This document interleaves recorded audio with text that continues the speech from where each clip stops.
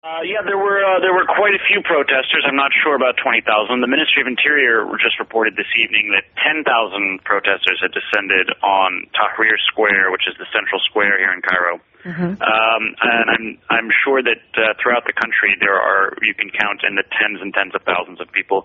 There are protests in Alexandria and some of the other major cities across the country. So it's quite a few, in the multiple tens of thousands throughout the country. And how intense are those protests? Are you getting a feeling here that there's a growing and angry groundswell of popular opinion against the Egyptian government? Well, the thing is that there's always been a groundswell of popular opinion against the Egyptian government. The issue has been whether or not there's sort of the political will to try to create change.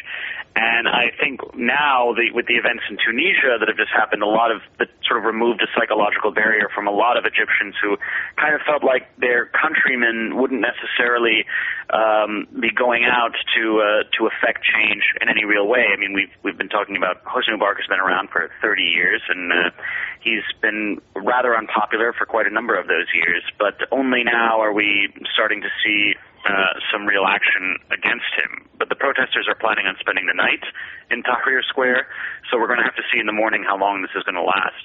Do you believe that this stands a chance of turning into some kind of people's revolution? No, I would not go so far now as to say that it has the shape of that kind of movement. The events in Tunisia, everybody's talking about that.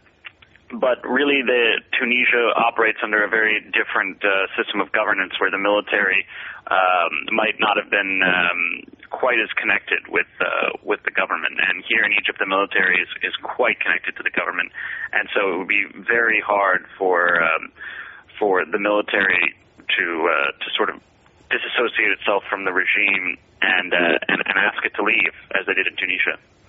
Now, we're also hearing reports that Hosni Mubarak and possibly also his family, that they've fled the country. Any confirmation of that?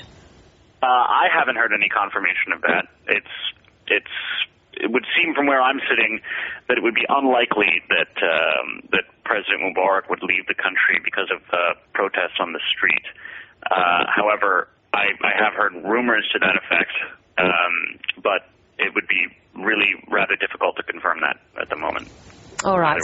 So do you see these protests petering out?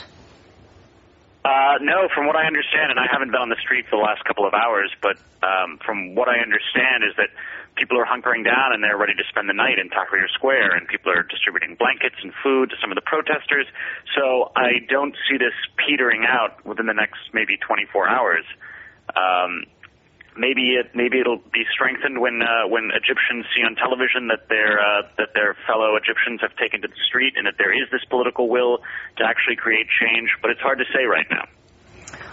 And do you see any public response by the government? Will this actually elicit some sort of, if not change in how they do business, some sort of direct response from the government?